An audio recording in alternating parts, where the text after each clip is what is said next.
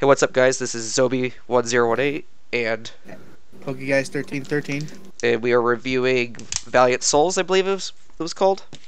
Yeah, something like that. Something like that. Um, this is, what, the 11th main box? Yeah. Alright, basically, general overview, there's some nice support for heroes. Dark World gets Dark World dealings, finally, after it was in that selection box. And, whatchamacallit, Fables. Those are the notable things.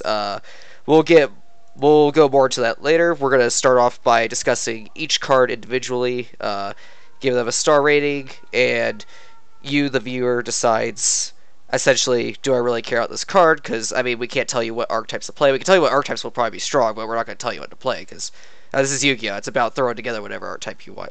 So starting off with Witch Raider. So this card tributes trap cards, so it's at level 7, I believe, or 8.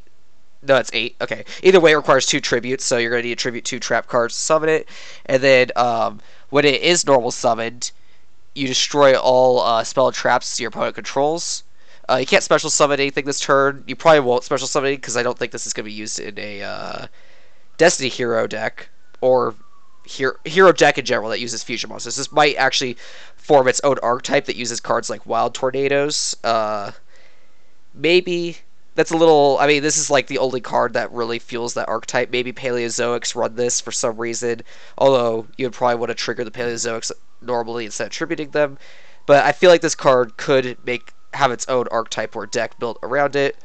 I'm gonna give it 4 stars because Wild Tornado is a huge thing with this card. You're basically obliterating your opponent's board while summoning this card essentially for free because you could set the trap cards and tribute them the turn that you set them because they're not normal monster. They're not monster cards. Monster cards are the ones that you can't tribute this turn when you set them. What do you think, Mr. Geist? I'm gonna give this a 3.5. Mostly, I'm not gonna give it a 4 because that's still a lot to.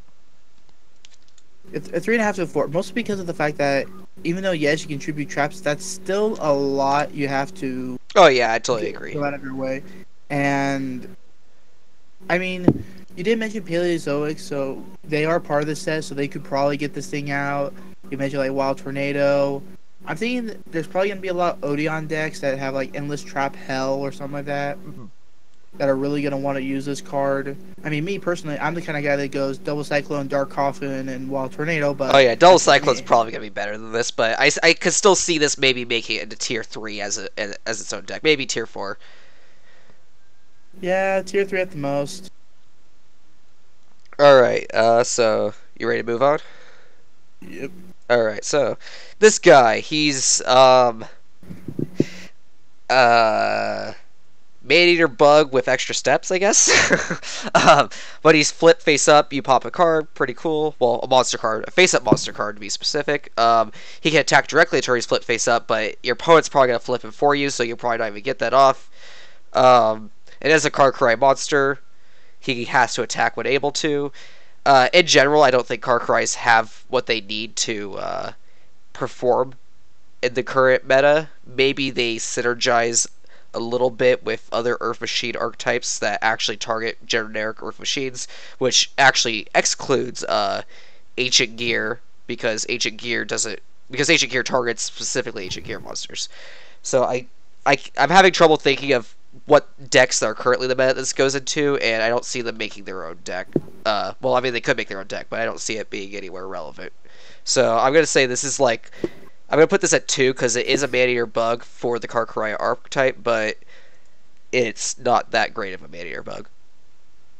I'm giving this a 2.5 because first off, similar to Dakini, the effect is not a destruction effect; it's just sending it to the graveyard. So if it says, "Oh, if this card is destroyed, it gets its effect off," it pretty much avoids that.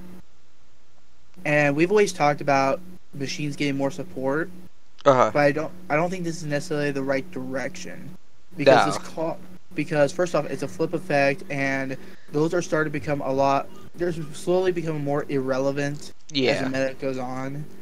and I pretty much discussed this in one of my videos about proactive versus reactive cards.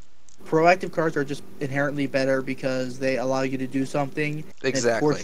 it forces your opponent to react. Whereas this is a reactive card, which is generally not as attractive because you have to wait for your opponent to do something. But by then, it might already be too late. So Yeah, when I think of a card, that's exactly what I think of when you say proactive. I think of more like cards that have immediate impact on the board. Like, does this card affect the board state as soon as it's played? And this is not affecting the board state as soon as it's played. So, yeah. All right, I think we can move on. Hardened Armed Dragon, interesting card. I was actually thinking about this earlier. I was like, okay, well, you could sort of cheese it out, maybe, but at the same time, what are you cheesing it out for? It's a 1500 attack monster, and you're probably not good. I mean, tribute summon cards that require 2 or more tributes nowadays are pretty much irrelevant. And you're actually discarding the card that you want to tribute it for anyways. You don't have infinite hand size. There's no real the bamboo engine's gone, so you're not going to have a large hand to play with this card. I'll put it at 2 because it does have a little bit of potential, but at the same time, it's like I don't know what you're going to cheese out with it, and how effective this is at cheesing stuff out. It doesn't seem that effective. I'd rather play Totem Dragon if I want to summon a level 8 or higher dragon monster than this card, which is a lot slower than Totem Dragon. okay, I'm gonna keep it where it is at 2.5 Uh huh. because completely ignoring the first effect, which is garbage. The first Uh, effect's not terrible. I mean, you get a free summon, but yeah. No, I see. I can see where you're coming from though. But continue. the only deck I could see this ever being played with is Blue Eyes, and that's because if you look at the TCG, the Blue Eyes have a lot of support that allows them to just do a bunch of stuff. Hey, do this, get it back, do all this kind of crap. Yeah. Well, that support isn't in Duel Links right right, now, so. right now, however, they don't have that. As you mentioned, they don't have it. Uh. So, this card's not terribly. It's not inherently bad, but Well, it's just that there's better options for cheesing out tribute summon monsters such as Totem Dragon or Kaiba Man. I mean, once again, the fact that it has like, oh, it can't be destroyed by your card effects, that's cool. But isn't there better ways of doing that? Yeah, exactly. So this card to me is just because there are better options. And it's inconsistent. You get, in order to special summon, you have to tribute a level 8 monster, but then a secondary effect, you tribute for a level 7? Yeah. Well, actually, I actually just thought about this. Heretics are in the set. And they like they like having vanilla dragons in the graveyard. So maybe you discard the vanilla dragon with this. Even then, that doesn't improve it by that much. But I just wanted to point that out. I think you're meant to say heretics. Yeah, heretics. Yeah. Heretic means something completely different. Yeah, I know. When heretics were first released, people at my local tournament called them heretics, and I just caught on to that. You defy the Blue Eyes. Let's go. All right, Eclipse Wyvern. This card in the TCG, this card's seen use quite a bit of. Well, not quite a bit of use, but it pops on and off depending on the current meta. In our current, this is whatchamacallit, a Chaos Twilight whatever deck you want to call it, support card. So when it sets to the graveyard, you banish a 7 or higher dark monster, and then when it gets banished, you add that monster to your hand. So it searches your BLS, it searches your Judgment Dragon, it searches whatever other Chaos card, Light Pulsar Dragon. Dark Flare is level 5. Is it here or is he level 7? I only have one thing. It's a dragon type monster. It's not generic. It's a dragon type monster. Yes. Oh, so you can't hit BLS with it. Okay, thank you for pointing that out. So Light Pulsar and maybe Dark Flare. I forget Dark Flare's level, but I don't think Dark Flare is relevant enough for this. I'm trying to think of what makes this card relevant in the current meta, but I can't. Yeah, I don't know. Chaos Dragon stuff. Is it? I mean, if they add more Chaos Dragon stuff, then this card becomes a 4-star card. I'm gonna make it 3 for now because it is a searcher. It's a really good searcher. And heretics do exist, so maybe use this with heretics. But for the most part, I don't think the current Duel Links meta is right for it. I'm giving this a 2. And that's because when we consider these cards, we're considering what's going on in the meta Uh, right now. yeah, So, exactly. That's exactly what I'm thinking. Heretics, as they stand, have not made a splash. They Well, haven't made a I mean, they don't really like, exist yet. The Newt's in the game, but that wasn't even relevant.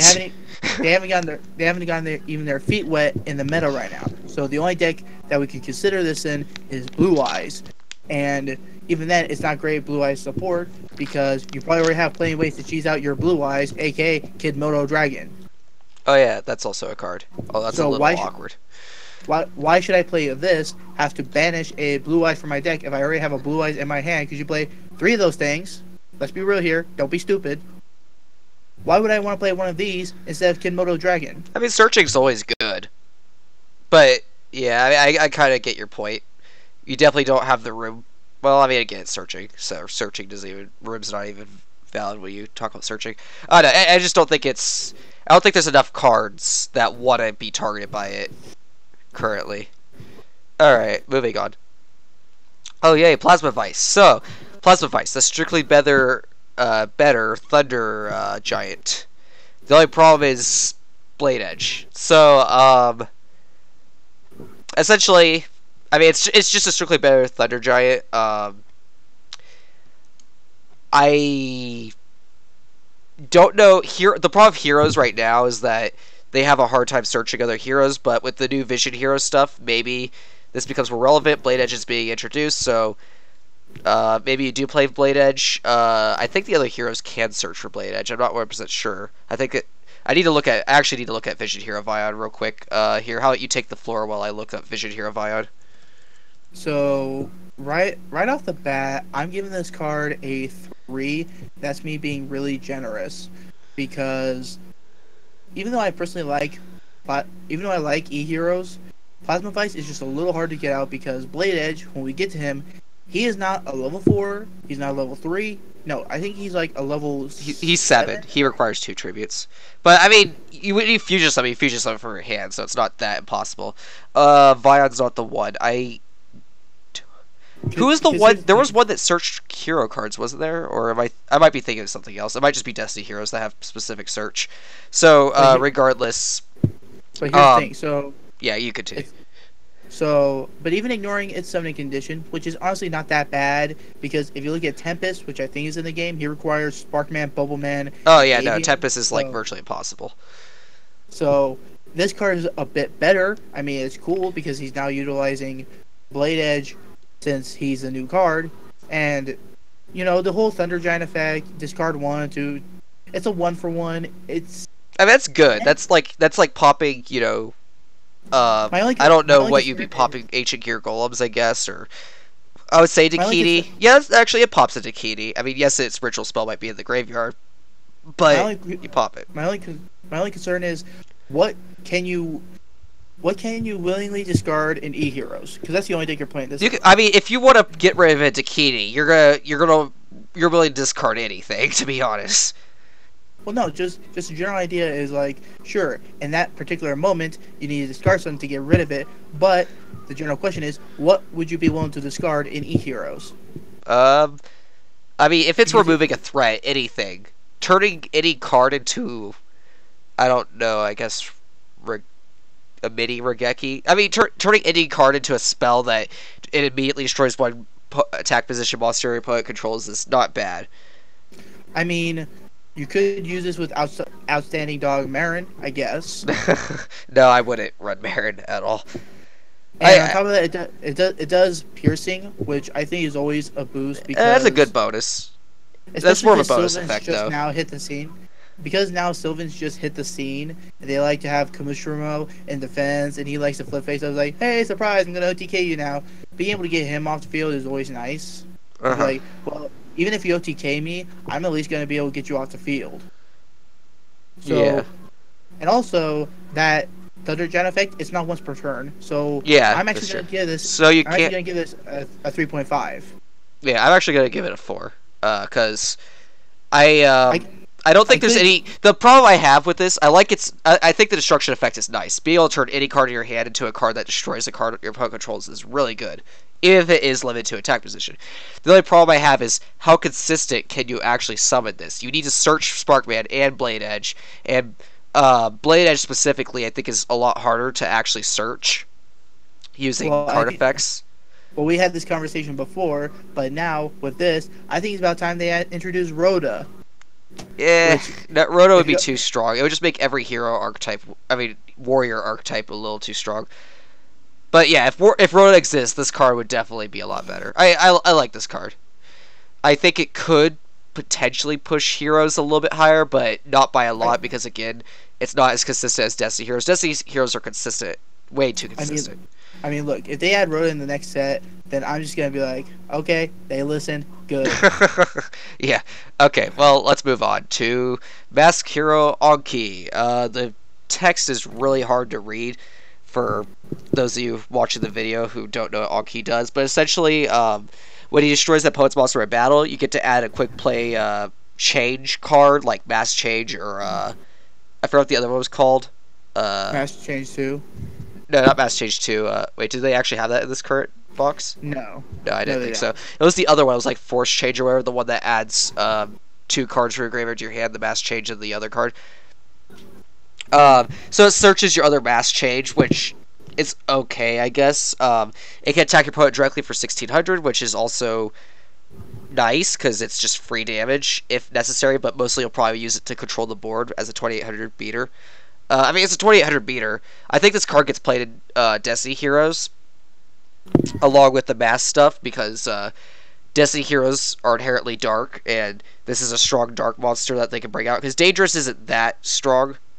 So that was the problem I had with them when I first saw the structure deck release, was that they didn't have a card that had an attack stat competitive with the current like Red Eyes, Cyber Angels, and Ancient Gears. And this isn't competitive Ancient Gears either, but it's up there, and you can consistently pull off other mass change with it, which probably you don't care about too much. But again, I can see this being thrown into Destiny Heroes, is all I'm trying to say. So I'm gonna put it at about 3.5-ish because I wouldn't say it's a 4, but it's almost there. I'm gonna give this a 3. That's because, I mean, it's a 2800 attacker. That's Right. always nice, and the fact that it can be, special summon relatively easily. Yeah, no, I think mass change is like better than polymerization, to be honest. But my only problem is also you completely forgot to mention the fact that it can attack your opponent directly. That's why I said it attacks directly with 1600 attack. 1400. 14? Because it was 16, that means it has. Oh yeah, you're right. It is 14. I don't know how I did that wrong. Do your maths. Yeah, I don't know how I did that wrong. Now, see, I would have given this thing a 4 if the fact that we had more change cards that we could search. Seeing that we only have 2 right now, this card's not, that secondary effect is not even really relevant. So there's quite a few best heroes, but the problem I have with this is if you're playing this in Destiny Heroes, you don't have the other elements to summon the other masked heroes. yeah, so that's why I see with the problem with this card. But if E heroes can somehow play this, then they would love this card.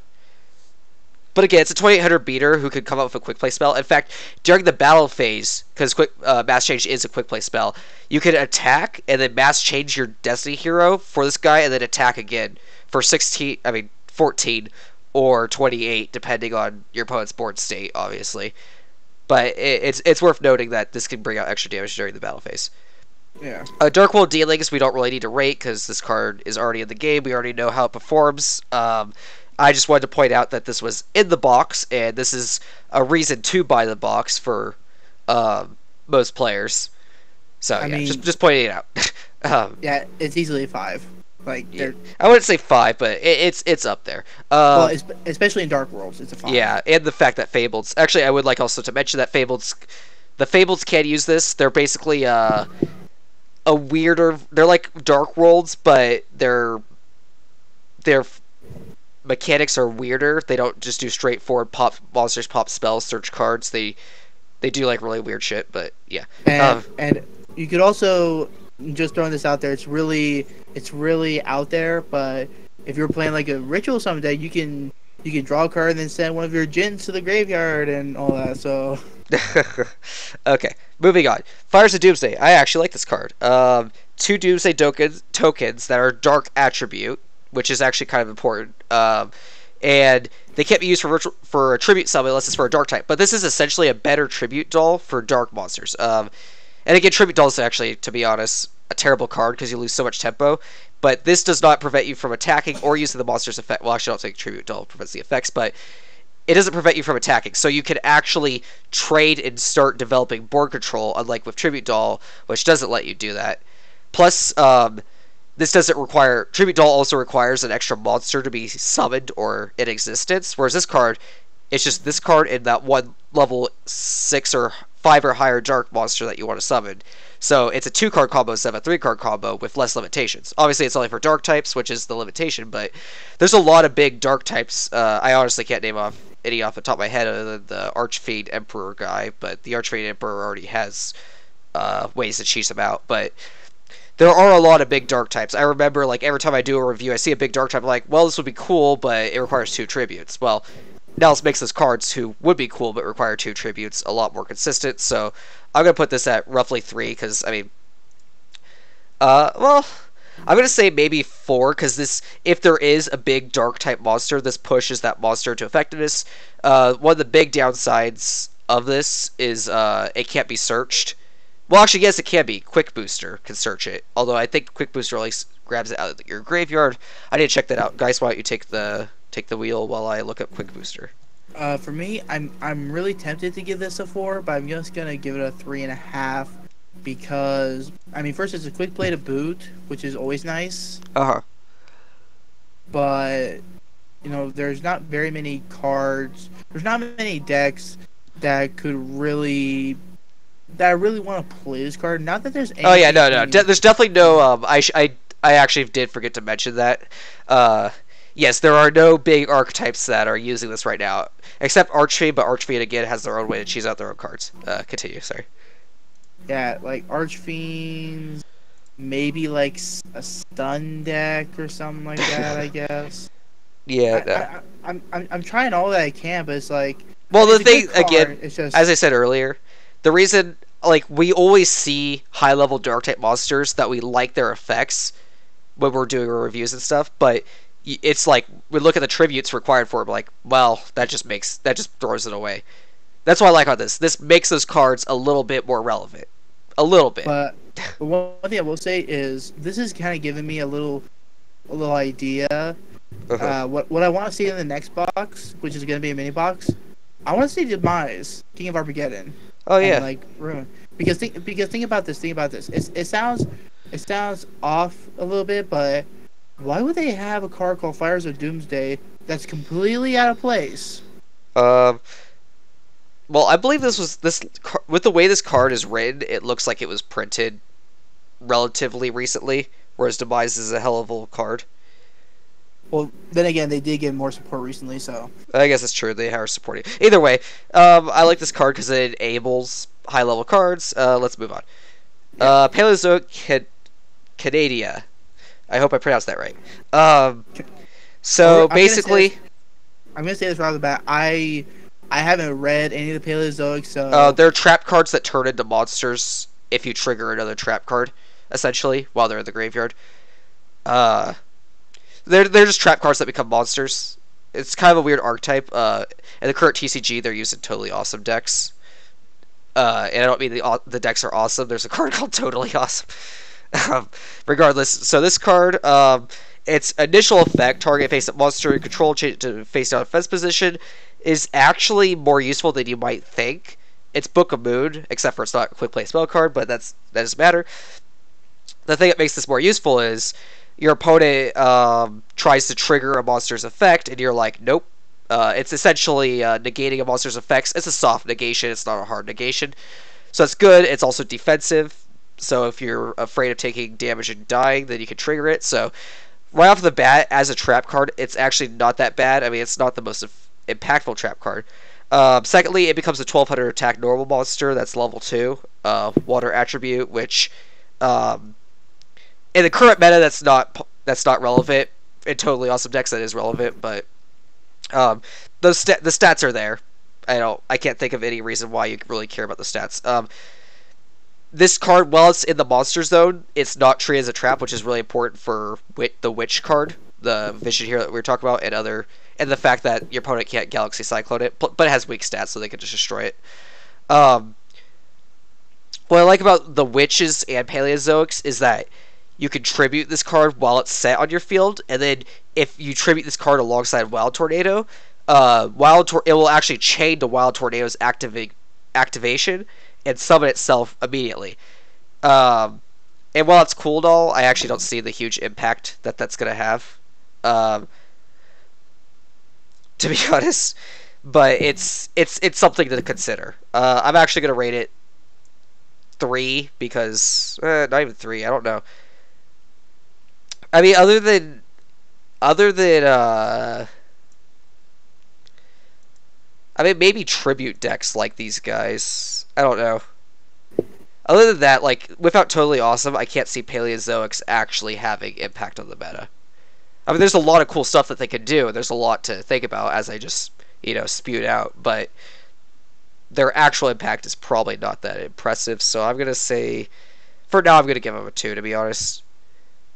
Maybe tribute decks with tribute summon monsters do use these guys, but again, tribute summoning is so slow, and there's faster decks such as Red Eye Zombies and Cyber Angels. What do you think? I'm gonna go ahead and give this. I'm gonna give this 2.5, maybe a 3, Uh huh. and Yeah. mostly because of the fact that it's. I mean, first off, Paleozoics they're gonna kind of shake it up a little bit because of the fact that I mean, prior to them, we had cards like Tiki Soul and all that just kind of, I mean, Embodiment of Apophis, when it first came out, I was like, oh, this is such a great card. But all it did was pretty much stand as a wall. Of course, we got those other cards like the Tiki ones that, like, they do this, and, like, if this happens, then it summons the other one, which was kind of cool. So now that we're getting an actual archetype that takes that idea and pretty much buffs it with steroids, albeit it's not much of an improvement, but it's an improvement compared to that. It's cool. I just don't see them making a huge splash. I see them. I don't see it as like a cannibal. I see it as like a little. Imagine a midget trying to cannonball into the pool. That's what I imagine. Okay then. Regardless, without Totally Awesome, which is the power card behind Paleozoics, I don't see them doing a whole lot. So they're a complicated archetype, though. They take a lot of thought and a lot of planning to actually use, and I don't think Duel Links has the tools to perform that kind of to utilize them properly. Moving on. Needle Sealing. I like this card actually. It's a tech card, and I like tech cards. I like tech cards more than flat out staples, like Giant Tornade, or not Giant Tornade, Hey Tornade, which is relatively a staple right now. It's teetering on staplehood. This card, I like it because the meta's not always gonna be right for it, but during those metas, like if you were to play the TCG right now, this card would actually not be bad in the TCG, which I think it is. It was or is. No, I could be thinking about a different card. No, I'm thinking about a different card. Regardless, in the TCG, this card would be bad if Regeki and Dark Hole and Torrential Tribute didn't exist. Essentially, if the meta's right where your opponent's field swarming, then this card's good because you just wipe their board. So I'm going to rate it as 3 because it has the potential to be tech during metas where Field Swarm decks are popular and you don't want to deal with those Field Swarm decks. Yeah, I'm going to give this about 2.5 to maybe a 3. I was going to bump it to 3 since, doing halves is kind of finicky. I can see the decks I could probably use this. I'm actually thinking right now is like a Oyster Meister combo. So. Well, the thing about Oyster Meister is you end up wiping your own board. So, I mean, countering Oyster Meister maybe, but at the same time, that deck's not as swarmy because they're removing their stuff. They're cycling their board essentially. I mean, Sylvans. So okay, yeah, true. Sylvans are a good target for this. Cyber Angels kind of, because if they pop off, then they do flood the board. So, I mean, It's just not Yeah. in Hazy Flames. Hazy Flames too, because I think it's just not. They can't be targeted. They can still be affected though. Correct. Oh yeah. Yeah. So So yeah, I mean, no, this card in the current meta, this card actually could see some teching. And there's also a lot of decks that this doesn't hit, like Red Eye Zombies and Ancient Gears, and I think that's it really. yeah, because like Dark with Worlds those and guys. Archfiends maybe, but I mean for the most part, this card does hit a lot of those archetypes. Keep in mind that you do need to have one monster on your side of the field, so Sylvans this might not actually be able to hit because they could pop your card before you can chain it to them. Maybe. We'll see. But it has a lot of potential, which is why I like it. I might actually do put it at a 4 because the meta is actually kind of right for it. All right. Next card, Fabled Solcius. If I pronounced that right, I'm pretty sure I did. Solcius. Solcius. Um. So essentially, I forgot who I was thinking about. I think this actually does apply to Chaos a little bit, because if this card gets milled by like a Light Sword, then it's just 2 cards. They don't have to be Fabled cards. So if you're playing like a deck that likes to mill cards, I mean not Sylvan because Sylvan actually have to excavate and search out specifically plants, um, but Light Sword mill cards, and Light Sword have cards that they would run that want to be in the graveyard, kind of like I don't know, Bacon Saber, maybe other Chaos cards, maybe because you could set up for like a summon of a version of BLS. I actually don't know the exact versions of BLS that are in the game right now. I mean, this card's not great, but it has the potential to set up some Chaos plays that banish cards. Light Sword may end up using it. I'm going to put it at about 2, because it comes out as a free 2200 beater, while also setting up your graveyard to summon other cards. There's not a whole lot of Chaos cards in the meta right now, or cards that like to banish or utilize the graveyard, which is why I'm rating it so low. But during metas like that, if they don't have better tools, then this card's actually not that bad. What do you think? Yeah. I give this about the same rating you did, Yeah. and that's mostly because of the fact that I don't know much about the Fables or how they The play. Fables are just Dark World, but a lot worse. Oh, that's always fun. So, Yeah. Dark I World mean, Dealings works with this card. yeah, sure. I mean, it's a True. 2200 beater. It's not like a huge beater because it's marginally over most cards that could easily be summoned, but it's still something That that comes out. that's a really large neg. You know, like, oh, you send 2 cards to Yeah, get it back is, one but card, the but Fable, I'm talking like you would only play it in decks that do want to discard cards or do want to have cards in their graveyard, like Chaos like decks. Like this would actually trigger Eclipse Wyvern's effect because his effect triggers when he's sent to the graveyard. So you trigger your Eclipse Wyvern and then you can banish your Eclipse Wyvern using like the new BLS or something, or Mhm. not the new BLS, but those. I think it's Envoy of Evening Twilight, I believe, is the one. Regardless, I don't think the meta is actually right for this, but it's a card to consider when building a Chaos deck if Chaos decks do ever rise to prominence. Blade Edge. I'm just gonna put him at 3 because he's a material for some pretty strong elemental hero fusions. Eh. No, I'm actually gonna drop it back down to 2. Other than that, he's too hard to summon. By himself, he's a really crappy card. He has to be a fusion material, and he's a hard to search. He's an effect monster that's at level 7. That is really hard to search. I don't think there's any cards that search for a level 7 effect monster. Um, so, yeah. Other than that, um, I really don't think Blade Edge has any sort of applications. So yeah, just fusion material. I'll put him at 2. And he's only good if his fusion materials are good. Do you want to say anything, Mr. Geist? Okay, It, Mr. Geist. it's okay. I mean, for E-Hero, it's. I mean, first off, having a E-Hero that pierces, that's relatively unique, I guess. Yeah, the only Because problem is he's level 7. You're not normal summoning him anytime soon.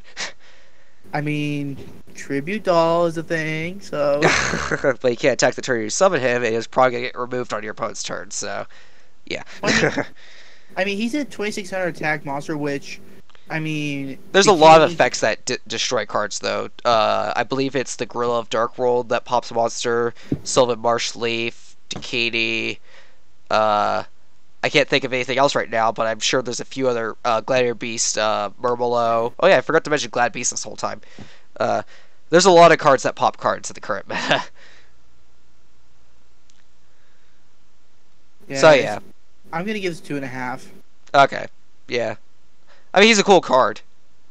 Can't deny that in terms of artwork and the fact that I mean he's a fan favorite. But yeah, fan favorites don't make you competitively viable. All right, continue on. Gear Gia Attacker. All right, so I'm gonna quickly talk about the Gear Gia archetype before I review them, so that the players or the viewers understand where I'm coming from when I do review these cards. In the TCG, these are used with Xyz monsters. If you don't know what that is, then I guess don't worry about it because it won't come to Duel Links for a while. If you do know what that is, then good. These things are designed to spam level 4 Xyz monsters in the TCG, obviously. In the Duel Links meta, however, Xyz monsters obviously don't exist, and therefore their field swarming tactics aren't that relevant, although this card and I think one other card actually does make their field swarming tactic relevant. So essentially in the TCG, I mean not in the TCG, in the Duel Links meta, you're going to flood the board with Gear Gias and then trigger the effects of cards like Gear Gia Attacker. So Gear Gia Attacker, when he's flipped face up, you destroy spell and traps on the field up to the number of Gear Gia monsters that you control. So you flood the board, you set him, you flip him somehow, although your opponent's probably going to remove your board before you flip him, so... but in a perfect world, you flip him, you blow up your opponent's back row. Realistically, I kind of foreshadowed when I was talking about him, your opponent can clear your board and then clear your set Gear Gia monster, and they know that you're probably going to set a Gear Gia attacker, so they would have to be a player who doesn't understand the game to fall for this. Secondly, his defense is terrible, so flipping him face up's not that relevant. You probably want to play. He's a 1900 beater, so you probably want to play him in attack mode. As a Gear Gia monster, he does have 1900 and a lot of Gear Gia summon Gear Gia, so he's probably a 1900 who will consistently be on your board very often. But when you're facing down 2400 attack Red Eyes Black Dragons, or Red Eyes Zombie Dragons, that is, 27 to 37 Dakinis, 3000 Golems, your 1900 is not doing a whole lot for you. So, sadly, until the XCs for these guys get released, which is probably not going to be in for another 2 years or even longer, depending on what Duel Links feels like doing, I'm hoping that they're going to slow down the rate at which they release new expansions, because GX came out less than a year after the game was created, so I gotta say this is roughly a 2-star card, even though it's got Night Terror attack. What do you think? I'm gonna give this a 2.5. Now, I'm gonna be honest, I wasn't completely impressed with Gear Gigas to begin with. Oh yeah, no. Without their XCs, But they don't do anything. But considering the fact that this is, like, I mean, this is obviously the big card that they want you to kind of utilize and abuse. I just can't see you abusing it though, because you have to flip him. So Yeah, that's the only problem. That's why. Yeah. That's why he's roughly a 2.5, maybe even a 2. There's Book of Tayu, but you're really gonna waste deck space to do that. I'm gonna give him 2.5 because Crystal Beast wrecked. So Crystal Beast, what? Crystal Beast gets wrecked. I guess. Okay. This is really the next card. Oh, I thought the Gear Gias. Okay. Well, Hypa. So again, Cry, as we talked about earlier. I guess since I did a whole spiel about the Gear Gias, I might as well spiel the Cry. Cry utilize synchro summoning, which doesn't exist, so you can't abuse the Cry. What they currently seem to want to do is just attack and then get turned into defense position for some reason. So So yeah, I don't really think Karkrai are going to be that great. Hypa is a good beater, but he gets put into defense mode. So if you're a newer player who's running a generic beatdown deck, you're probably not gonna run Hypa because a 1900 beater gets the job done better because your opponent can't just easily kill it after you attack. So yeah, I don't know. I'm gonna give this 1 star. This just if card price actually become relevant, then this card maybe becomes 2 or 3 because it's 2100. What do you think? It's okay, I guess. I mean, like I said, I'm not a huge fan of this box, so yeah, and the fact that it has that stupid effect where it's like, oh, if I attack, I go to defense. It's like you're not proving anything. You're just wasting my time. Exactly. That's why Power Breaker is garbage. Yeah, exactly. I'm giving this a 0. I'm giving this a 0. Okay. All right. Let's move on. Speaking of wasting time, let's not waste time with this card. DDM. Uh. Uh. This is a tough card to evaluate, but I'm gonna give it 3 because if chaos does become a thing, by the way, I'm gonna speed up a little bit. If whatchamacallit, I'm sorry, chaos becomes a thing, you'll want to get your. Oh, I just realized that he's level 5. Never mind. Never mind. You're not gonna waste a tribute to get this card out. 1 star. What do you think? I'm giving it the same, maybe a 1.5 because like Its effect is relatively useful, but yeah. Because with that, oh, what was it? It was that one dragon that banishes something or something like that. Oh, the Eclipse Wyvern.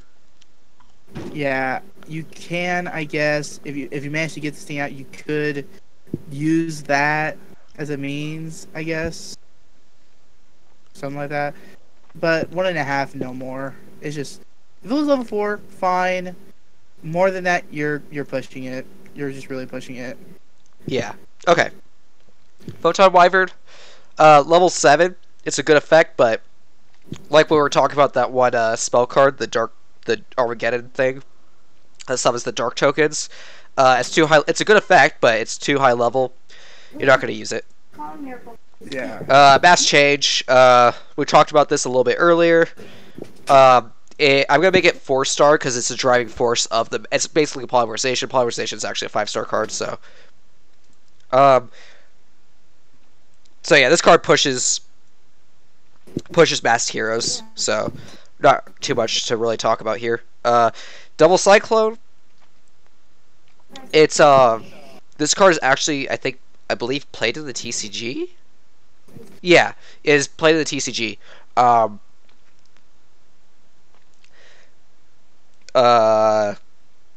You can trigger your Wild Tornado, which Wild Tornado is being popularly used in certain decks. And in general, yeah, mostly just Wild Tornado. Crystal Beast probably uses this as an MST. So, it's not a bad card. Cosmic Cyclone is probably a little bit better, although in a 4000 LP format, Cosmic Cyclone sometimes becomes a dead card because you can't pay the life points. Yeah, the deal with Double Cyclone is, I mean, I've usually used it in instances where I have like a Dark Coffin or a Wild Tornado set, and they have something in the back row like if you're playing Aliens and you know one of those like an A-cell recombination device or something like that. Uh-huh. Well, like no, that's a bad example because they can just chain it. I don't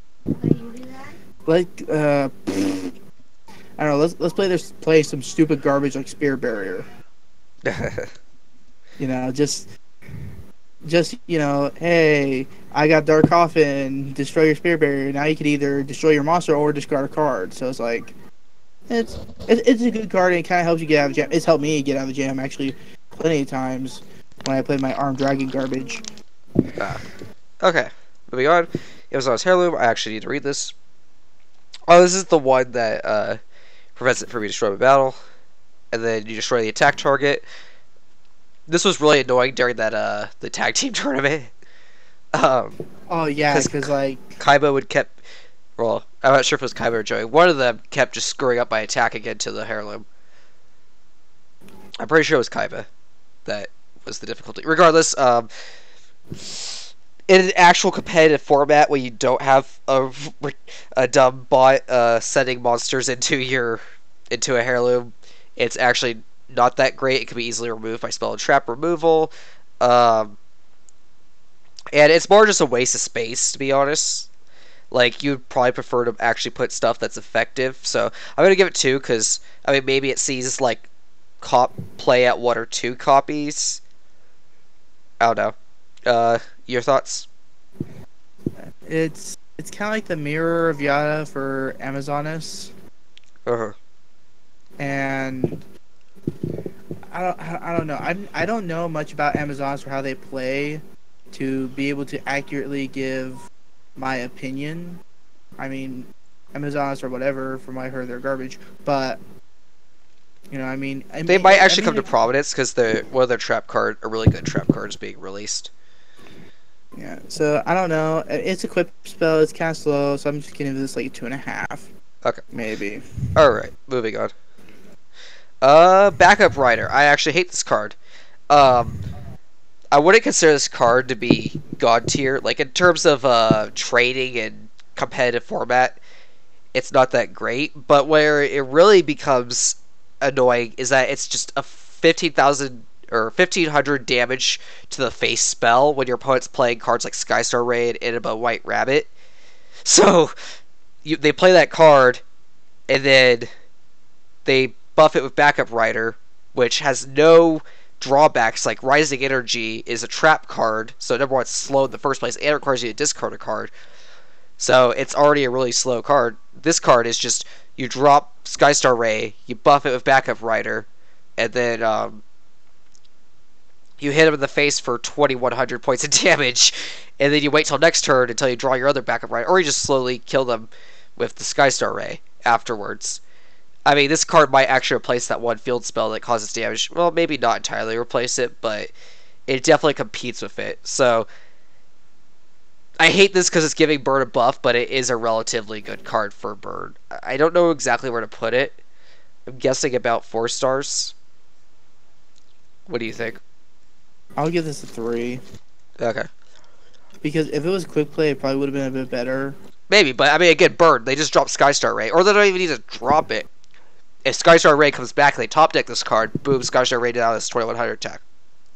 Yeah, but I feel like that's a little unfair because like we could argue all day like, oh, this is gonna be good for burn decks. Any card can be good for burn decks, but then that means that we're targeting a card, and it's not by any merit of its own. It's always the burn deck, except Lava Golem. Screw that thing. I made an entire video why Lava Golem should go to 1. Shameless plug. Okay. Well, continuing on. Blast with Chain. Equip it to a monster against fire attack.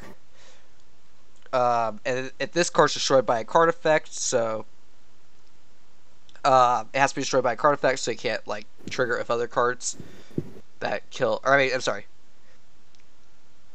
I don't even know what I was going off of that. If destroyed by a card effect, so double Cyclone, you can target one card in the field and destroy it. So, in a double Cyclone deck, maybe you run this card. Yeah, maybe. I mean, you already have Wild Tornado. So. Yeah, I mean. I think Wild Tornado is just strictly better. I mean, it's kind of like. It's kind of like Okay, I'm seeing this as like a better kunai with chain. Yeah, in a sense. I mean, kunai with chain. It's different than kunai with chain because kunai with chain, it actually activates. It does it immediately, whereas this relies on you comboing with another card to trigger its second effect. I mean, kunai with chain is. It's not the best card, but I don't think it's inherently terrible. Now, pretty much these two cards are saying they gave 500 attack, but this card, I'm going to actually give it a 3, and the reason why is because being able to destroy a card on the field when it's destroyed by a card effect, it doesn't even have to be your opponent, it just has to be any card effect, so Double Cyclone can be used. Yeah, exactly. But again, Wild Tornado. Oh no, I feel like Wild Tornado has more immediate applications, but maybe this card gets used in the same kind of deck. The problem I have with The problem I have with Wild Tornado, it has to be set. So that's, I mean, because you're like, oh, your opponent doesn't know what it is. Sure, but still, that it's just like sitting there. And I think we kind of talk about reactive versus proactive, you know. So in this instance, I say Blast with Chain is a more proactive card because it gives your monster the 500 attack, and if it just so happens to be destroyed, you can destroy a card. Whereas Wild Tornado, you're waiting for it to be destroyed to get that effect off, you know? Yeah, but again, as I said, if you double Cyclone or Now, when they add Twin Twisters, then we can just use both. But until then, yeah, but when you double Cyclone, you're popping your own card typically at the same turn that you set it. So both cards theoretically have the same speed. I mean, I see that this does have more combat applications than the monster is attacking, so I can see that. Alright, moving on. Fusion Reserve. I'm not sure what I think about this card, because I like it, but then I hate it at the same time. So, the reason I like it is because it searches a card, so this actually could be a way to get Blade Edge out, because it searches the material monster. But the problem is, you need to have Poly in your graveyard, which isn't too hard to do, I guess. But it is relatively difficult to do.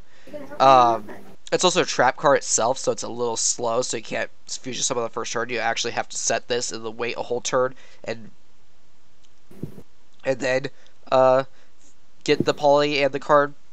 So, I'm gonna say it's about a 3. Like, it'll probably see sparse play in an Elemental Hero, maybe even a Destiny Hero deck, but it really depends on what you're trying to summon with it. Like, certain cards like Destiny Hero Dangerous are you probably wouldn't use this with because that card could already be consistently summoned. You more want to go for cards like Blade Edge with this. What do you think? for me, like I'm gonna give this a 3.5. Uh-huh. I'm tempted to give it a 4, but the reason why is because there's not a lot of fusion decks right now. Well, give or take. Okay, so pretty much this is supposed to be like more fusion support, right? Yeah.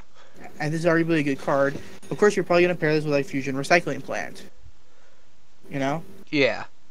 So although the argument for I like Recycling Plant. I definitely agree that's a good card, but the thing that makes this different than Recycling Plant is the fact that it actually adds the material monster for your deck. So it gives you a search for a card that you probably wouldn't normally have a search for, like Blade Edge. Blade Edge, as we were talking earlier, there were not that many ways to search him, so this card actually makes him a little bit better.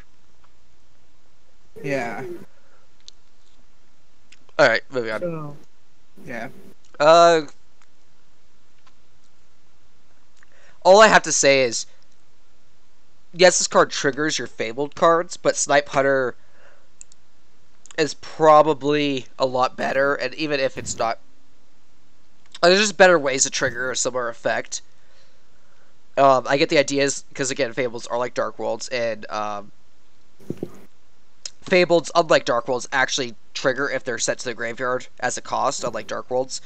So, this card does trigger Fableds, but again, Snipe Hunter's probably a better way to trigger Fableds. Yeah. I'm gonna give him just like a 1, to be honest. Yeah, I just give him a 1 because like Snipe Hunter is just inherently better. You know, we already had Snipe Hunter, so there's really no reason for you to even use this. Yeah, like this probably has less odds of actually being useful than Snipe Hunter does, surprisingly. I mean, sure, Snipe Hunter you have to roll and all that. That's what I'm saying. Is this card's odds, even though you're rolling the dice on Snipe Hunter, this card actually has less odds. Because how often does your opponent have a 1500 less defense card? Continuing, the Fabled Cockator. When it destroys a monster in battle, you can discard one Fable to draw a card. So you cycle your hand, you trigger a Fable effect, and you cycle your hand. It has decent attack. I'm gonna say it's 2. It gets the Fable going in the right direction, but I still don't think it's enough to actually push the Fable in that direction. But it gets them going at the very least. It's a decent attack card that triggers them. What do you think? For me, it's like once again, I don't know much about the archetype to give accurate opinion, or at least a very unbiased opinion. Well, Uh-huh. actually, it would be technically unbiased because I don't know what it is, so I don't have any experience with it. Uh-huh. But 1700, you're. My main question is, if it's 1700, what are you destroying by battle? Well, I mean, it's Because here's the thing. there's a few things you can hit with it. I mean, it's definitely I not mean, the best. Yeah, what's up? here's the thing. It's like, back then, Valkyrie's Rage, which came out months ago, like literal months, 1800 attack, that was considered a huge thing. And now we're nearing like 2000 beaters. It's like, it's not that impressive anymore. If that makes any sense. Yeah, no, I totally agree with you. But there are things to hit. I can't think of anything right off the bat, to be honest. But I know that I've seen lower attack monsters, and if you econ a monster to defense mode, then it has low defense most likely. So like econ, wall disruption combined with cards like that, you can't actually get the kill. Um, but yeah, I totally see what you mean. 1700 is definitely as low as I would go for an effect like this. I would definitely go no lower. And even then, like, I agree that I would probably prefer this to be 18 or 19 to actually trigger this effect. But, I mean, it's not terrible. That's definitely... It's not like it's a Yeah. 1600 monster. Ready to move on? Yeah. Okay. I give this. The Fabled Ganacia. So if it gets discarded by card effect or by cost, because it's just when it's discarded, it special summons to the field and becomes an 1800 beater. It gets banished when it dies, but that doesn't really mean anything.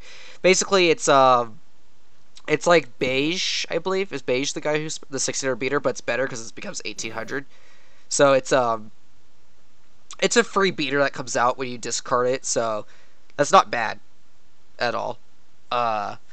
This is another one of those cards that make Fable go in the right direction, but it's not like the strong Dark World cards that actually pop monsters or pop spells or have impact on the board. It's just decent. What do you think? I give this like a 2.5. I mean, it's cool in that it's given that discard effect from earlier a reason to be used. Uh-huh. So, give or take. Yeah. The Fabled Dianara.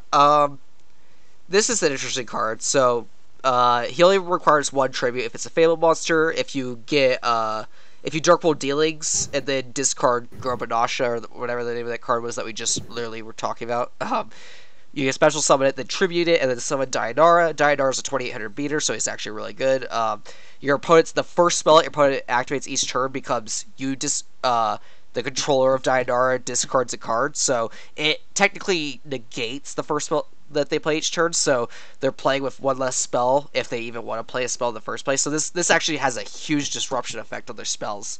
Yeah, so it's hard to say though because it does require a tribute, so it's a little slow.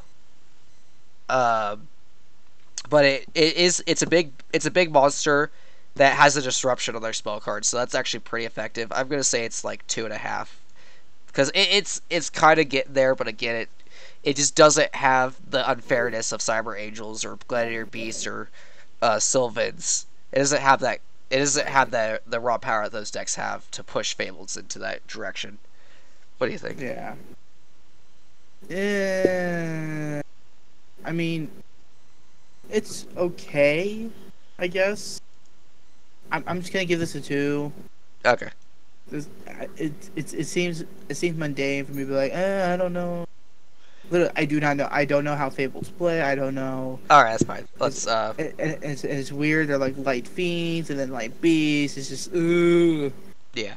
Okay. So Ice Edge. I actually hate this card.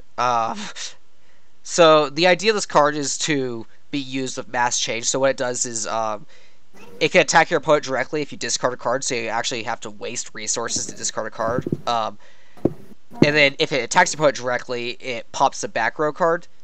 The only problem I have with it is, well, yes, be able to discard a card to pop a back row is good.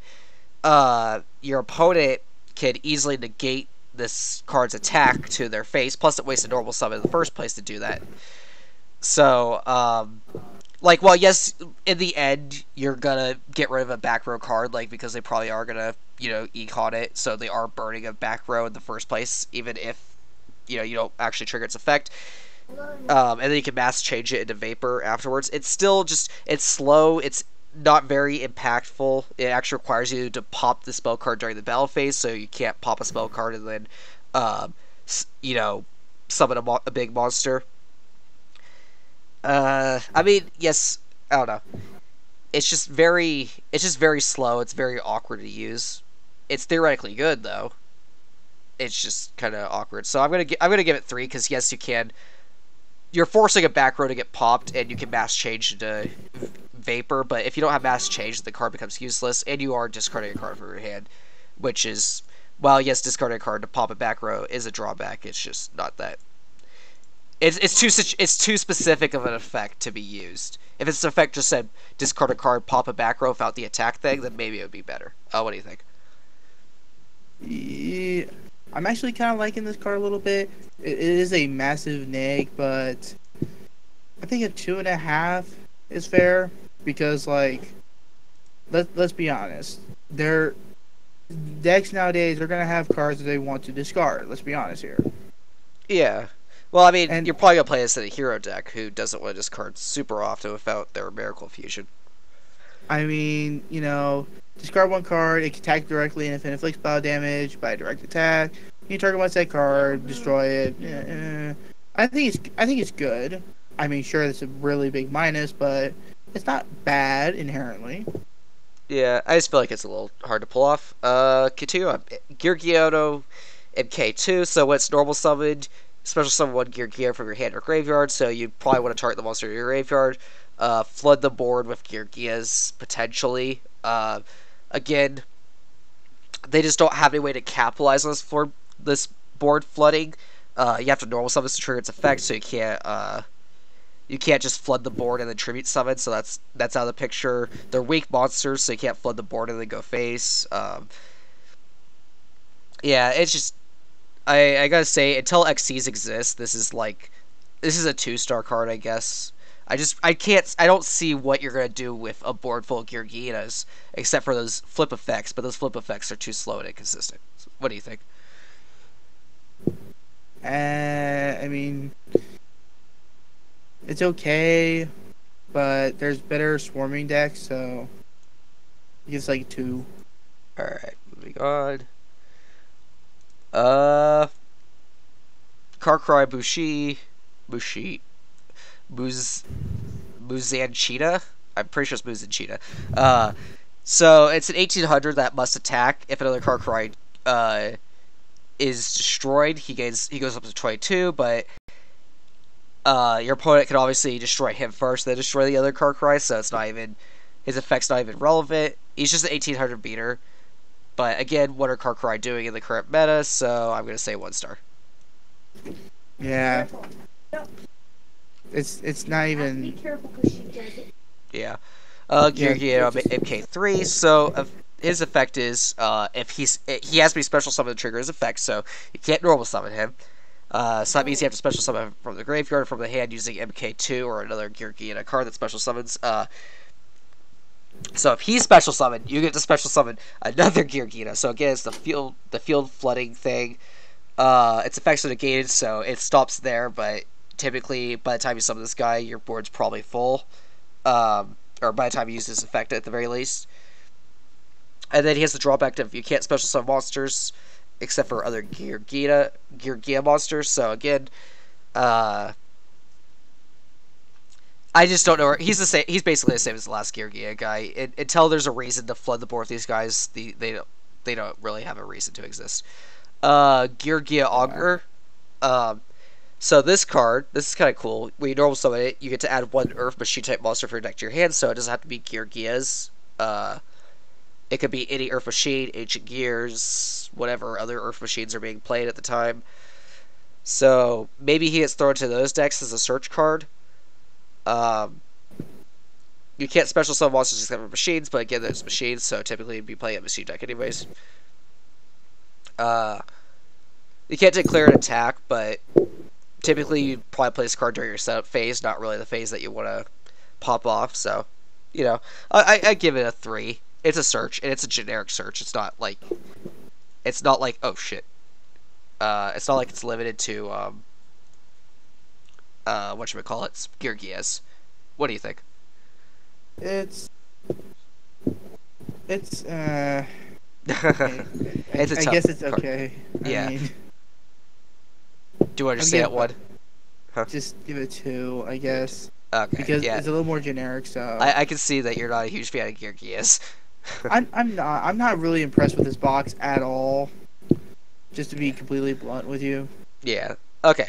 So this guy, he's the other effect. When he's flip face up, you can pop monsters up to the number of Gear Gears that you control. So he himself is a man-eater bug. Um, for Gear Gears, obviously.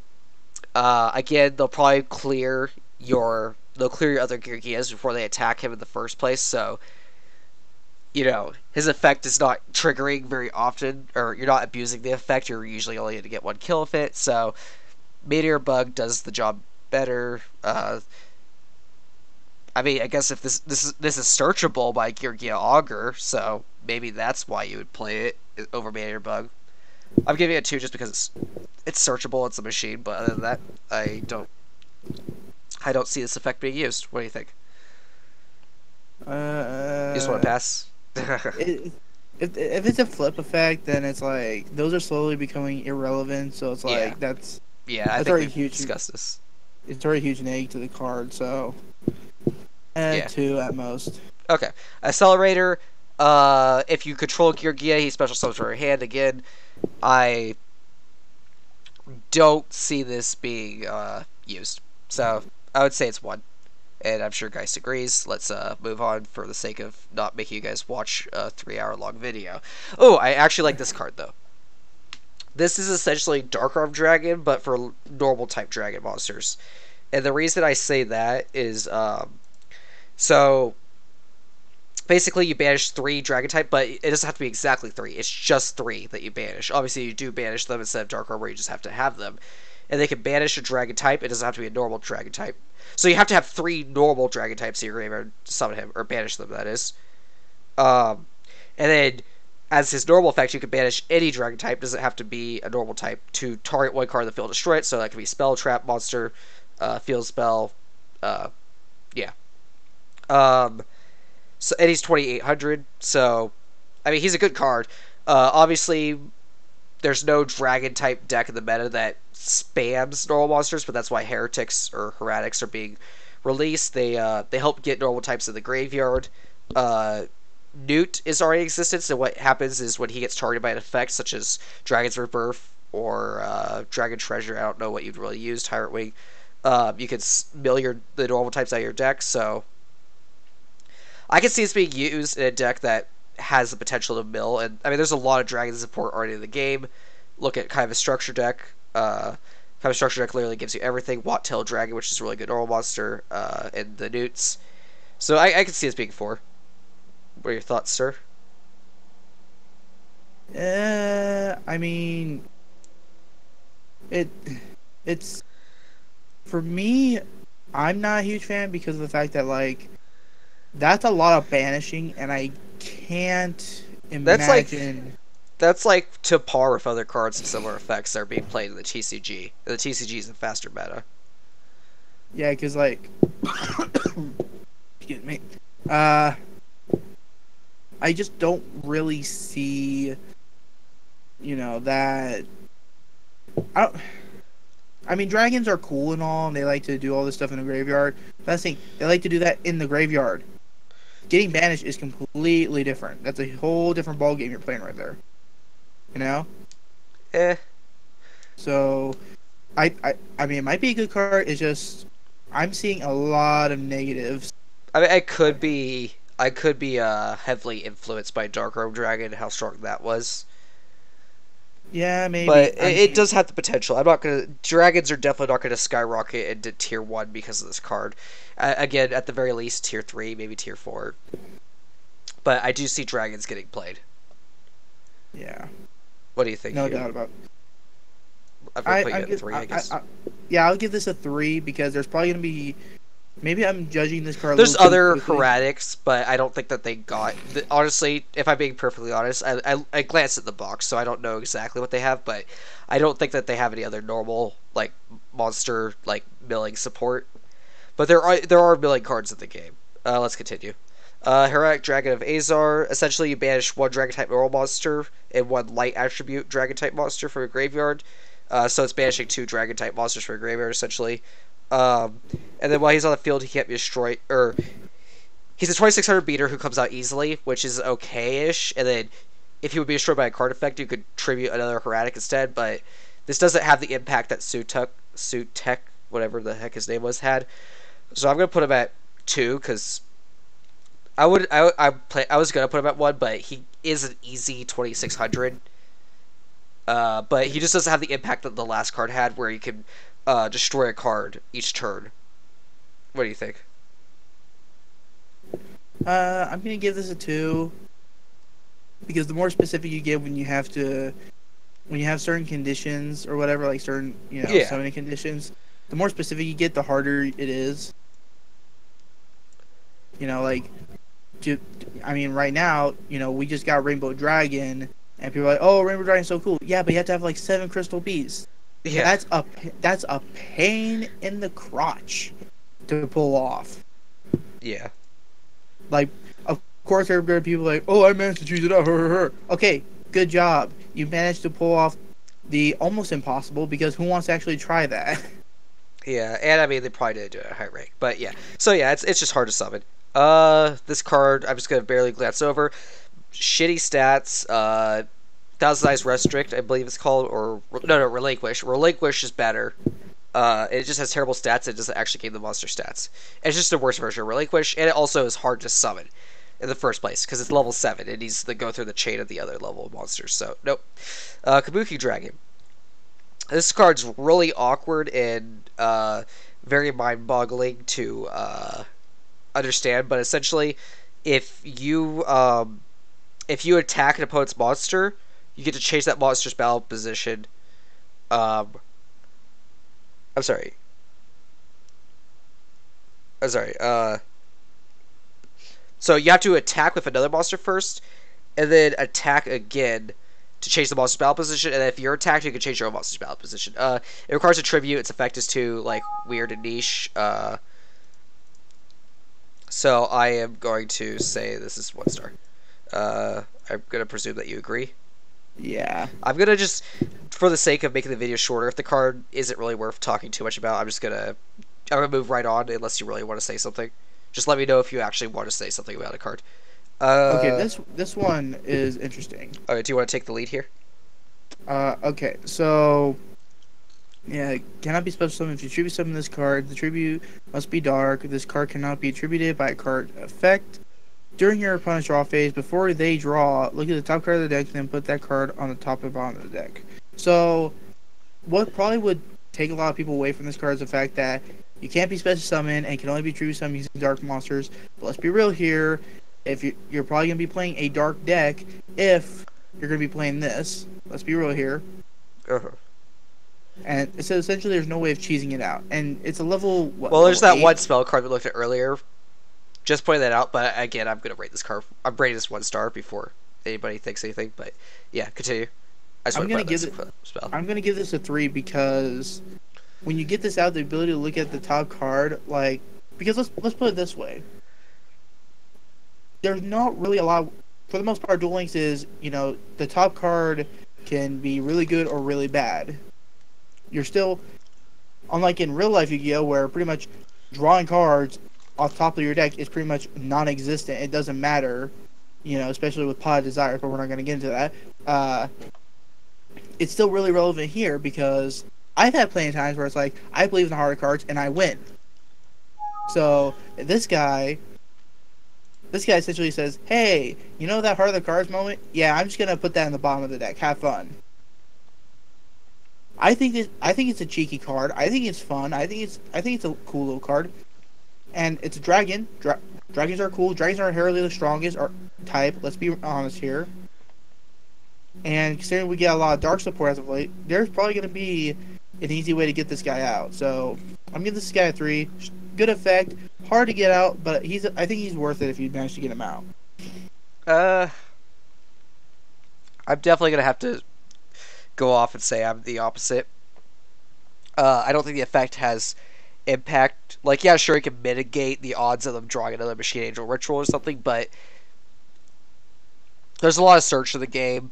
Uh, there's a lot of summoning straight from the deck or milling effects like Sylvans and Gladiator Beast, so I just don't see that being super relevant.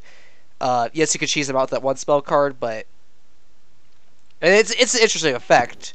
I definitely agree that it's a cool effect, but I don't see it being as impactful as immediately blowing up opponent's cards, drawing cards, or making your monsters immune to targeting or anything like that. So I'm gonna say it's 1 star. Also, it requires 2 tributes, even with that one spell that we're talking about. That ironically, we were talking about there were so many dark monsters that we saw it'd be cool if they did get tribute summoned, but in my opinion, I don't think that synergizes well. All right, continuing. Phoenix Beast Guardia or Garuda. I think it's Garuda.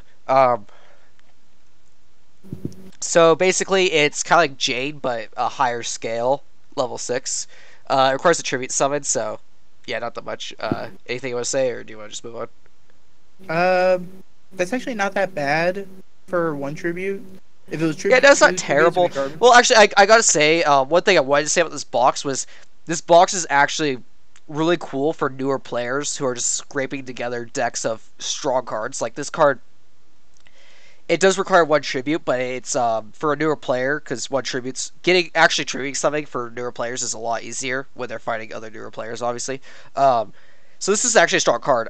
When I first started playing, I played a lot of Wattail Dragons because it was one tribute for 2,500. This is an even better version of Wattail Dragon. Uh, so yeah, no, I agree with that. But again, if we think about it in the perspective of the meta, it's not going anywhere. All right, I'm gonna put you at 2 unless you have a real. Yeah, it's two. I mean, it is Wing Beast, so maybe if that Wonders of the Sky when that was really big, that mini box with like someone school in it for some reason. Maybe if this card was in there, maybe it had a big splash. Oh Actually, I yeah, could if imagine early it probably would have been really good. yeah, if it was in the first 3 boxes or so, it probably would have get played because again, I played Wattail Dragon just because it was one tribute for 2,500. But I just don't see it. I mean, you could probably play this in Harpies. Don't think you would, No, but Birdman you Joe's way could. better. Okay. Our Protector Dragon, another really cool effect. Requires 2 tributes, so I kind of not a fan of that. Basically, it's equip cards. Any equip cards that you control cannot be destroyed. I think. Wait, face up equip cards. Yeah, any equip card you control can't be destroyed, and he gains fire attack for every equip card equipped to him. So if you're running an equipped deck, he's a really good card. But uh, I don't know.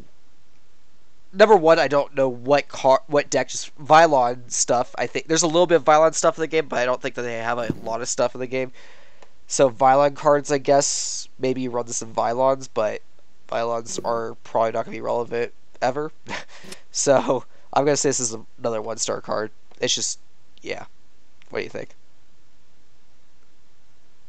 I could probably see now. Okay, this is obviously stretching it, and I think we have to do that a lot because Oh yeah, no, I totally we. agree with look at the But optimistic side of a card. I'm thinking Noble Knights, and Oh yeah, no, that Noble Knights are another good. Actually, I didn't even think about that is stretching it because as far as it's right now, Noble Knights don't seem to have any no. any little thing that could show that they'd be joining. But if Noble Knights, if and when, by the way, if Noble Knights join the scene, I'm totally playing them. I don't care if they're garbage. But no, you could probably play this in Noble Knights because that whole deck is around having your equip spells and they get all this like, kind of effect. So, but right now, I'm giving this a 2 because I'm being a little optimistic. There are some decks right now that play like equip spells still. So, Yeah. I don't wanna just throw them under the bus. That's not fair. Yeah. All right. Next card, Hyena. Okay, I'll give this a 2, maybe a 2. When it gets destroyed by battle specifically, so if it's destroyed by card effect, there's a trigger, but it mills your deck. Um, and it sets up for tribute summons. But again, I don't know who's tributing in the current meta. I don't know what milling your deck is going to do in the current meta. Even Exodia has better ways of utilizing Exodia. So I'm just going to say it's 2 because I have potential, but it's probably never going to see play. What do you think?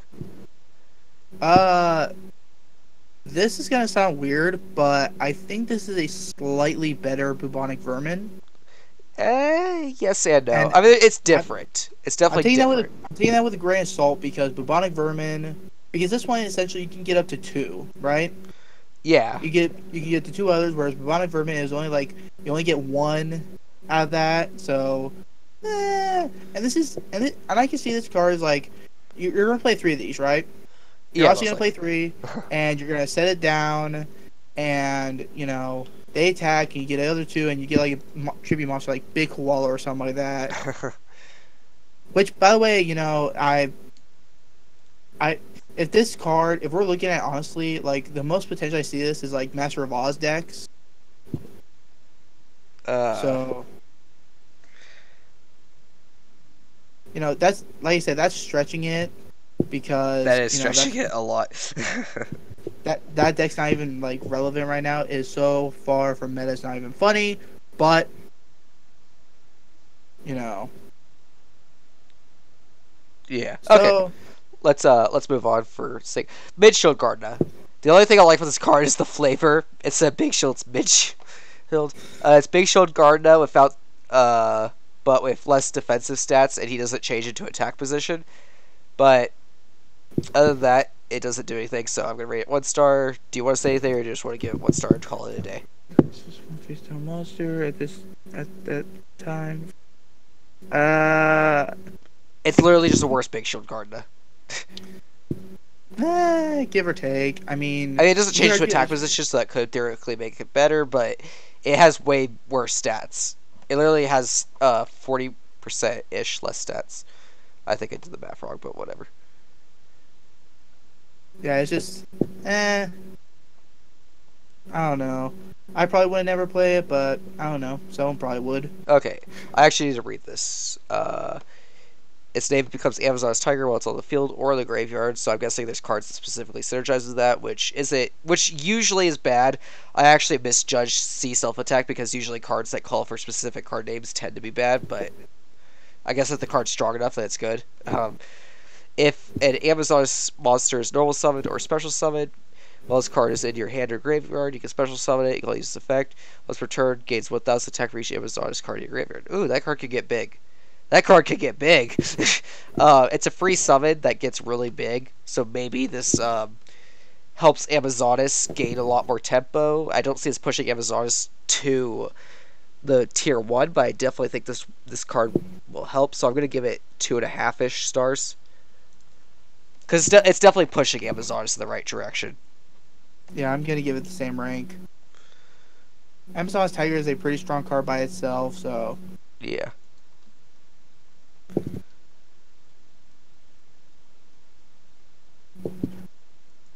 Okay, Mad Dog Darkness. I mean, not much to say. It's a 1900 vanilla, but again, this deck is really good for newer players. Or not deck. This box is good for newer players.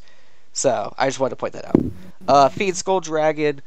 It's a really it's a fusion monster that has really terrible stats compared to other fusion monsters. It negates the effects of flip effect monsters and any traps that target it. Well, flip effect monsters in general, and then it negates traps that target it. So it's good because it's immune to stuff, but again, as you say a lot, flip effects are irrelevant. Most traps in the game don't target, like Mirror Wall and Wall Disruption. They have a general effectiveness. They don't actually target. So I don't see this actually seeing play. It's too specific. And Cave Dragon, Lesser Fiend are just really terrible cards in the first place by themselves. So it's like I don't think you're gonna willing to put those cards in a deck just to run this. Anything you want to say, or yeah, we move no. on? When I was hoping that like it was gonna be better, but Yeah, its effect is interesting, but the materials are dumb, and it doesn't have the stats to back its effect up.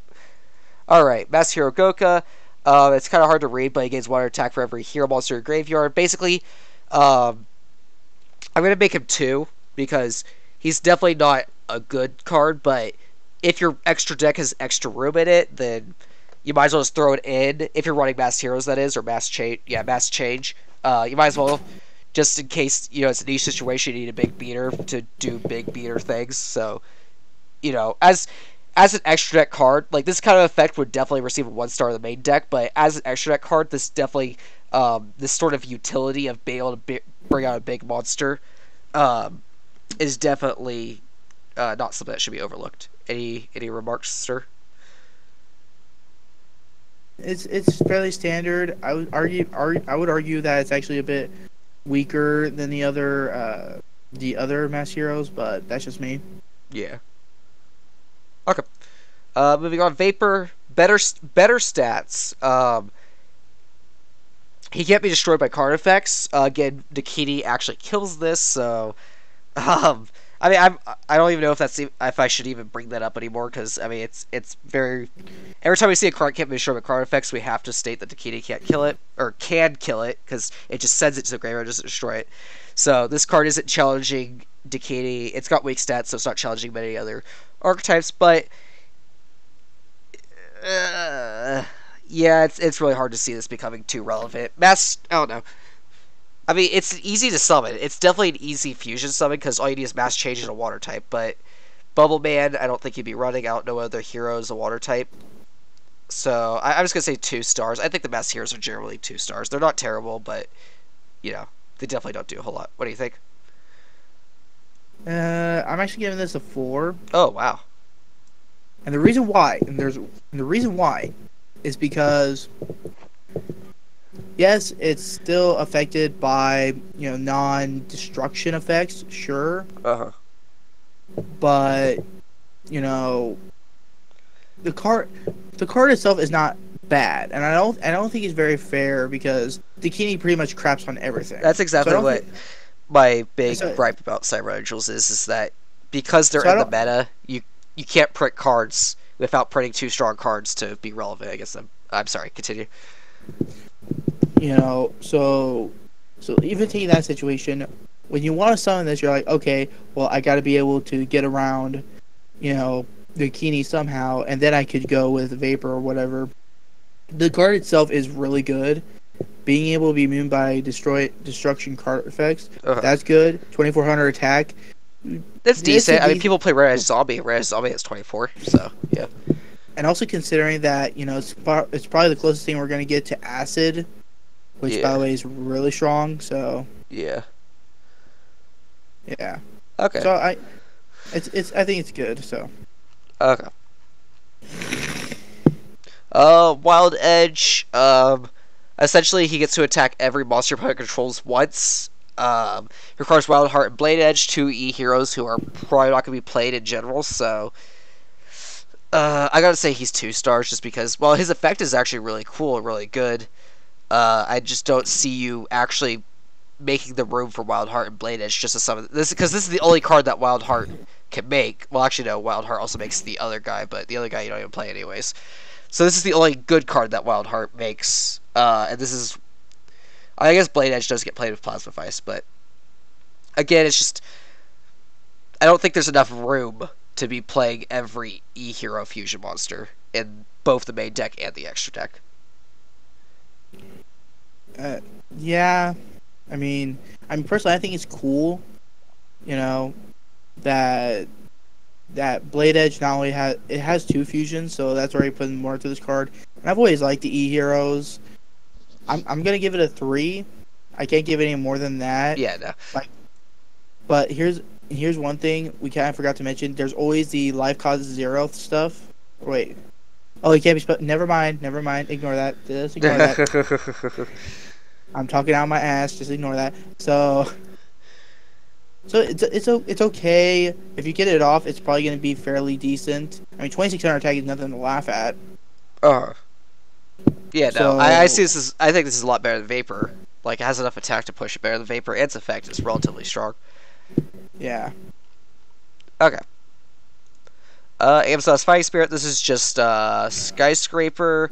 While the effect isn't terrible, I don't think you're gonna remove more relevant cards. I mean, again, I don't know what Amazon's run, but I doubt that you're gonna run this card. What do you think?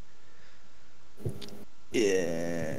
Well, first off, I already have bad memories with these Amazon's cards because when you're in the dual school and you're learning how to play with Amazons, you had to be very particular about which order you do it, or else you screw up the entire thing. So, the I mean, okay, so it's essentially it's like skyscraper. I think you mentioned that, Yeah, I did. I think I did. and I mean it's okay. I mean it's a continuous spell, so it's like if they have straight flush then or something like that, Oh, that could be it. that just triggered me. I'm joking, obviously, but that reminded me of I was winning a game, and I was like, nobody runs straight flush anymore. I might as well set these cards just in case he has a Spear Karibo. And then he wins the game because he straight flushes my brainwashing, and then he gets his monster back, and then he wins. But Yeah. yeah, I mean it's okay. Yeah, I give it a 2. yeah. Parallel World Fusion. This would be cool if Miracle Fusion was in the game. Actually, it is in the game, but you can only use it once, and you need to get down to 1,000 life points. How many life points does Jaden have to get down to use Miracle Fusion? Oh gosh, I don't know. It's like 800 or 1,000. It's really sparse. I mean it's not enough. It's not consistent enough to justify running this card. Yeah, If for you me, somehow are running a deck that banishes elemental heroes, then this is an incredible card. But I don't. Without Miracle Fusion, I don't know how you're banishing your E heroes. So I'm just gonna say one for the current meta. Miracle Fusion never comes into play, or if there's like some way to banish, like I don't know, Pot of what is it called? Pot of Desires, I believe, is the one that banishes the top 10 of your deck. If yeah. you're running Pot of Desires, then that's a good way to play Parallel World Fusion. So, But are but they are they they're are they ever gonna add? possibly not. I mean, if they do add Pot of Desires, it's gonna be light years into the future. It's such a strong card. I doubt that they would add that. I doubt they would add Miracle Fusion because Miracle Fusion was like the reason E heroes were so overpowered because they could just spam fusion. So yeah, no. So yeah, Parallel World. I'm gonna say it's 1 star for the current meta. Mass Yeah. Charge, not change. Charge. So this is actually not a change card. So this actually isn't targetable by a Anki. Basically, you target a hero and a change quick play spell card like Mass Change. Add it to your hand. So this sets you. This is like Fusion Recovery, but for Mass Change. Fusion Recovery saw no play, little to no play. Um, so this probably won't because without having the prerequisite of already Fusion summoned, this card's a dead card in your hand, even though it does make Fusion summoning better. Plus, it's kind of like a win more card where like, oh, I've already Fusion summoned, let me Fusion summon again. But so I'm gonna say it's 2. Maybe it gets played as as a one of to refuel, but for the most part, it's too win more-y to be useful. Yeah, how do you see that? Do you want to make any remarks, or do you want to move on? I mean, it adds cards, so I guess I can give it a 2. Okay. It adds Yeah. resources, so that's Yeah, always a it's not. good It's thing, I guess. yeah. The I mean, if you think about it as a statistical point of view, it's a good card. But when you think about it in a realistic point of view, it's a bad card. Okay, moving on. Paleozoic Pikaia. So you discard when you activate this card, you discard Paleozoic to draw 2 cards. So it's kind of like I don't know what to compare it to because there's not many cards that actually do this. But it's a +0 because you're discarding a card and you're activating the card itself. But it's a cycle. You're cycling 2 cards out of your deck, so it's actually kind of strong. Like the Bamboo Engine was, well, Bamboo Engine actually got you a +1 eventually. But regardless, it comes out as a 1200 attack monster, water attribute level 2, blah blah blah. So it's just a Paleozoic. It has basically the same rating. Within the Paleozoic archetype, cycling is good. So it's a good Paleozoic card, but the Paleozoics themselves, I would say, are just 2-star cards. So I'm just going to give it 2 stars. I don't think there's much to talk about. Let's move on. Stygia Dirge. This is a 0-star card. I'm pretty sure you agree. I mean, when on earth is this going to be relevant? I don't know. Probably never. Probably never. Okay, so now I'm gonna. This isn't my final rating, but I'm gonna throw the star at 5 for now. So this is an incredibly strong card. It's a really long effect. I'm gonna go over it as Yeah, I'm just gonna go over it a little bit. Okay, so once per turn during the battle phase specifically, so it has to be during the battle phase, not during the main phase. You special summon Amazons for your hand, and it gains 500 attack. So you can bring out Amazons for free with 500 attack bonus. So that's pretty good. That means that it's just a free Amazoness. I guess it doesn't really get around any cards. Um, after your Amazoness battles an opponent's monster, while this card's active, so this card has to be activated before they battled. You get to banish that monster. So it's like C stealth attack, but it's basically C stealth attack for Amazoness. Um, and then if it is destroyed and sent to the graveyard, you could target an Amazoness in your graveyard special summon. So already the first effect is okay-ish. The third effect is also okay-ish because you get to bring Amazoness back. But the fact that you can banish a monster after an Amazoness gets thrown at it is incredibly strong. This gets around Dekeet's Machine Angel Ritual's effect that prevents a monster from being destroyed. So the only problem I have with this card is when I compare it to Sea Self Attack, which it is a lot like Sea Self Attack, the Citadel Well actually sets it straight out of the deck, whereas this you actually have to draw and then set and then activate. So it's going to take you a while to get it going. But if you can get it on the field, it's a really strong card. And it might even be the card that pushes Amazoness into relevantness on the tier list, like tier 3, maybe even tier 2. I mean, Seasonal Attack became tier 1, and I didn't think it would be because I thought it was too specific and too, how do you say it? It was just way too specific of an effect, essentially. This card, while it's still specific and requires the activation, cannot be, it also cannot be searched, and so it needs to be activated. It's probably not in the same tier as Sea Stealth Attack, but it definitely pushes Amazoness in the right direction. You can start spilling out your stuff. That's a lot of effect to Yes, go over. That is. So I'm just gonna say, give it 5. Just give it 5 and call it a day. Because pretty much like it covers a lot of bases. Okay, it gains 500 attack. Oh, and then it banishes a monster, and then on top of that, you know, if it were destroyed, you can get back an Amazon that was sent to the graveyard. Like, yeah. Uh, So yeah, I mean, it's a good card. And it's probably not going to be it's probably not going to be the same promise as Sea Self Attack, but again, it pushes Amazoness towards competitiveness, along with that Tiger that we reviewed earlier. Amazoness were already on the peak of competitiveness with the way Village works. I don't know if Village is actually available in the game because I never really bothered with them, but actually, I know that Village. I mean, I know Village is coded into the game, and I've seen it in play. I just don't know if I can get it. Or if they're actually going to have a new skill where Mai actually gets Amazon's Village on the field. Oh, really? Are they going to add it like the way they added Chaz's skill? I would probably imagine so, but I think because arguably, you know, harpies are not even relevant right now. So I think what they're like, well, since harpies aren't doing too well, we can't just get rid of Mai. Hey, what else you got? Amazoness? Okay, go with that. Okay, so real quick, just a quick breakdown for those of you who want this sort of kind of breakdown. The Fabled / Dark World. Fabled might get thrown in the Dark World. So notable archetypes, first of all. So these are the archetypes that could be... Actually, I should have put Amazoness up here. I don't know why I didn't put Amazoness up here. Amazoness. I'm gonna put Amazoness up there. Obviously, that's a little that's kind of slapping it in, but Yeah. The Fabled might get thrown in the Dark World. Maybe not. I really don't think so. But they're definitely an archetype to watch. They're not definitely. They're definitely not tier 1, but you should keep an eye on them. They have synergy with other archetypes like Dark World. They have synergy with Light Sword. They have synergy with a lot of other archetypes. That's the thing. That's because they have to. Because I don't think that Fabled are actually a good archetype by themselves. No, not at all. I think what's gonna end up happening is they're gonna get splashed into other things. Yeah, Dark World's obviously getting Dark World dealings, which is gonna. I mean, they've had it for a while, but this is now available to everybody that doesn't want to spend money on a selection pack.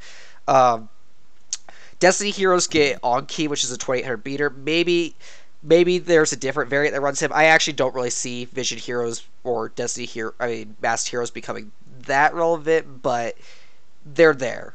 Amazonas actually, ironically, even I left them out when I originally made this, but I think they have the most potential out of every archetype up here to become viable. Notable solo cards are I actually this was before I realized he was level 5, so you can cross. Where's my pencil? Uh, Here we go. We could just mark. No, no. We could just mark that off right there. um, Dark World Dealings is obviously notable. It's been notable for a while. Needle Stealing could be a good tech card. Double Cyclone is a good removal card. There's a lot of decks that can run it. And then Vision Hero Witch, maybe by itself it gets a build around. Maybe it really depends. I see it has a lot of potential, but it's probably more. It's gonna be a for fun thing. So really, the big thing to take from this is probably the Amazonas thing and the dealings and the Cyclone. Yeah. So Yeah, yep, something like that. that's the video. See you guys next time a box gets revealed.